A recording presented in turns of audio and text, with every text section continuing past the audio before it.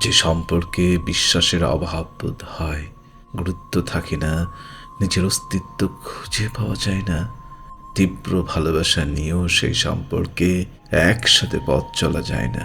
কোথায় যেন থমকে যায় একটা সুন্দর সম্পর্ক, আর চার দেয়ালের ভিতর নিভৃতে নিঃস্ব হয়ে যেতে থাকে আস্ত একটা মানুষ, গোটা একটা জীবন।